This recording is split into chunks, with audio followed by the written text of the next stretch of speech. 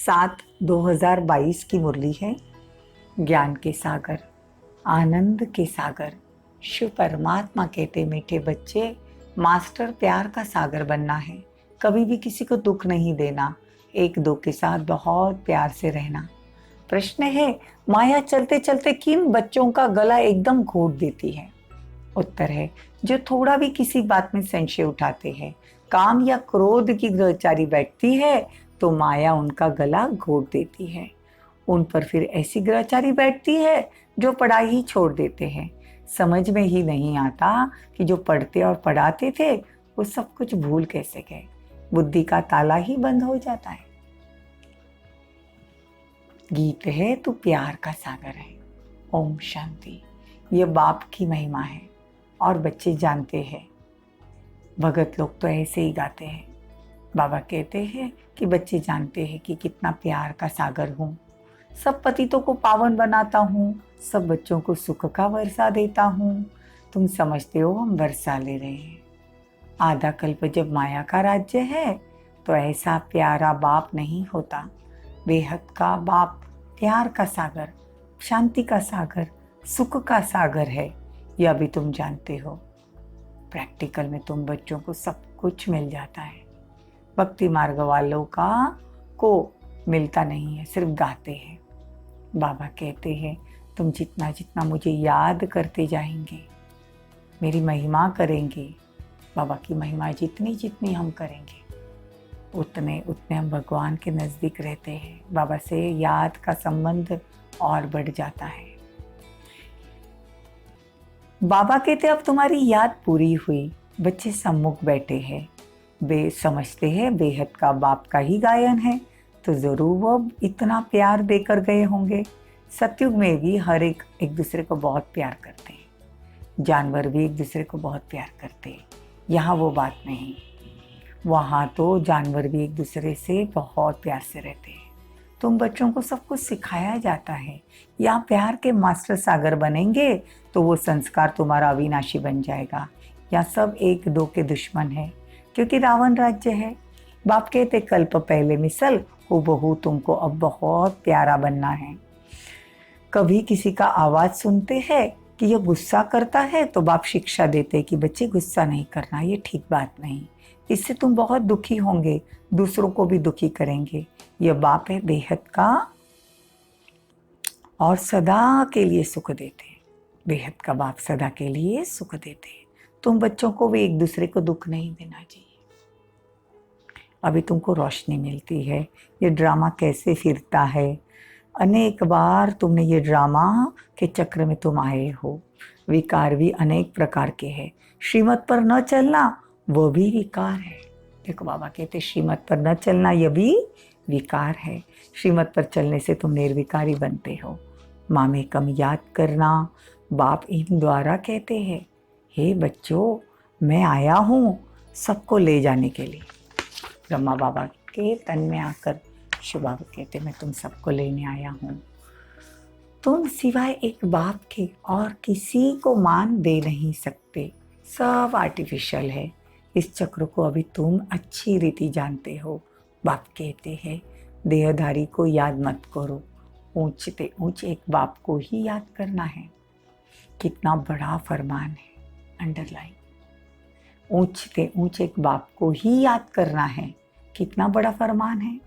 बच्चे माँ में कम याद करो। देहधारी को याद किया तो उनकी याद से पुनर्जन्म फिर लेना पड़े। तुम्हारी याद की यात्रा ठहर जाएगी। विकर्म विनाश नहीं होंगे। बहुत घाटा पड़ जाएगा। धंधे में फायदा भी होता है, घाटा भी होता है। निराकार बाप जादूगर सौदागर भी कहते हैं। तुम जानते हो दिव्य दृष्टि की चाबी बाप के हाथ में है। अच्छा कुछ भी देखो, कृष्ण का दीदार किया, इससे फायदा क्या? देखो बाबा कहते दिव्य दृष्टि की चाबी बाबा के हाथ में है। किसी को साक्षात्कार कराना है, बाबा ज्ञान का सागर है, हमको सारा ज्ञान दे देते हैं, लेकिन दिव्य दृष्टि की चाबी बाबा अपने हाथ में रखते हैं। भक्ति मार्ग में अगर कृष्ण का किसी को दीदार हो गया, साक्षात्कार हो गया, बाबा कहते ठीक है, अल्पकाल की खुशी होगी, लेकिन उससे फायदा तो कुछ ही नहीं है। यह तो ड्रामा का चक्र को जानना पढ़ाई है ना, जितना बाप को याद करेंगे, चक्र को फिराएंगे, उतना ऊंच पद पाएंगे। अंडरलाइन, जितना बाप को याद करेंगे और स्वदर्शन चक्र घुमाएंगे कि मैं आत्मा, सतयुग में देवी देवता धर्म 16 कला संपूर्ण, फिर मैं द्वापर युग में मेरी मूर्तियों की पूजा होती है, मैं सबकी मनोकामनाएं पूर्ण करती हूँ, संगम युग पर ब्राह्मण बनती हूँ, बाबा से रोज मुरली ज्ञान योग की शिक्षा लेती हूँ, बाबा से मधुबन में मिलन मनाती हूँ, उसके बाद मैं फरिश्ता बनकर उड़ने लगती हूँ, फरिश्ता से फिर मैं आत्मा सिर्फ निकलकर परम धाम चली जाती। बाबा कहते से चक्र घुमाना चाहिए। आदि सनातन देवी देवता धर्म फिर दूसरे धर्म में आते रहते हैं। तो बच्चे जान चुके हो कि हमारी चढ़ती कला, उतरती कला अब पूरी हुई, अब चढ़ती कला है। अब अभी आत्मा को भी यथार्थ रीति नहीं जानते, दुनिया वाले तो कुछ भी नहीं जानते। मैं आत्मा क्या चीज़ हूँ, क्या का पार्ट बजाती हूँ, कुछ जानते नहीं। आत्मा कितनी छोटी है, कहते स्टार मिसल है। आत्मा का साक्षात्कार बहुत को होता है, बहुत छोटी लाइट होती है, बिंदी मिसल सफ़ेद लाइट होता है, दिव्य दृष्टि से साक्षात्कार होता है। बाबा कहते हैं कि लेकिन जितना तुम धारणा युक्त चलोगे, बाबा का ज्ञान उठाएंगे, साक्षात्कार तो बहुत हो जाएंगे, लेकिन विकर्म विनाश तो नहीं होंगे ना। बाबा कहते हैं जो ब्राह्मण बच्चे बनते हैं उन्हों को ही बाप समझाते हैं। अंडरलाइन, ये जो मुरली हम सुन रहे हैं तो हम ब्राह्मण हैं, तभी तो बाबा दुनिया वालों को नहीं समझाते, हमको समझाते। दूसरे कोई की बुद्धि में ये बातें बैठेगी नहीं, तुम एक्यूरेट समझते हो। 84 जन्म का चक्र पूरा हुआ, हमारा बाप आया है, जिस बाप को हम याद करते थे, बाप से ही बिछड़े हुए हैं, इसलिए तो याद करते थे ना। सुख में तो बाप को कोई याद नहीं करते थे, यह है ही वो है ही सुख की दुनिया।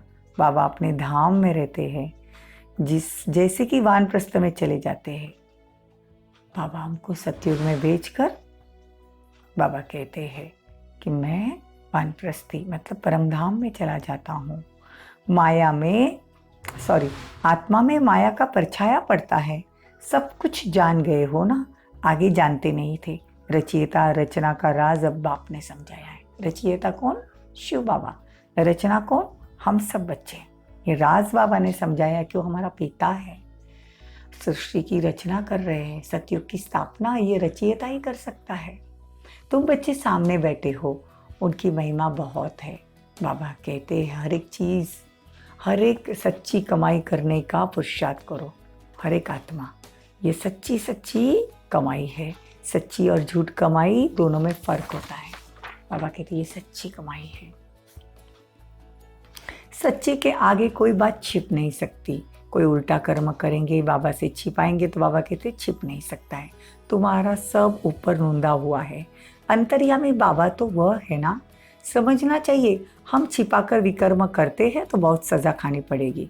हम ब्राह्मण निमित्त बने हैं यज्ञ को संभालने के लिए। हमारे में भी अगर ये आदत ठीक नहीं है तो स्कूल के टीचर को रिपोर्ट होती है, तो प्रिंसिपल बड़ी सभा बीच उनको निकाल देते हैं। तो बहुत डर रखना चाहिए। तुमको याद एक शिव बाबा को करना है। बाप कहते मामे कम याद करो, तुमको तो बाप के पास जाना है, उनको याद करना है और सुदर्शन चक्र फिराना है। और कोई की याद करेंगे तो तुम्हारी यात्रा, रूहानी यात्रा बंद हो जाएगी। अच्छा, मीठे मीठे सिके लदे बच्चों प्रति माता पिता बाप दादा का याद प्यार और गुड मॉर्निंग। रूहानी बाप की रूहानी बच्चों को नमस्ते। हम रूहानी बच्चों की रूहानी माता पिता बाप दादा को याद प्यार, गुड मॉर्निंग, नमस्ते, थैंक यू, बहुत बहुत शुक्रिया। धारणा के लिए मुख्य सार, माया की ग्रहचारी से बचने के लिए सच्चे बाप से सच्चा रहना है। कोई भी भूल कर छिपाना नहीं, उल्टे कर्मों से बचकर रहना है। श्रीमत पर चलना भी विकार है, श्रीमत पर न चलना भी विकार है। इसलिए कभी भी श्रीमत का उल्लंघन नहीं करना, संपूर्ण निर्विकारी बनना। वरदान, अपने चेहरे और चलन से सत्यता की सभ्यता का अनुभव कराने वाले महान आत्मा भव। अपने चेहरे और चलन से सत्यता की सभ्यता का अनुभव कराने वाले महान आत्मा भव। महान आत्मा वह है जिसमें सत्यता की शक्ति है, लेकिन सत्यता के साथ सभ्यता भी जरूर चाहिए।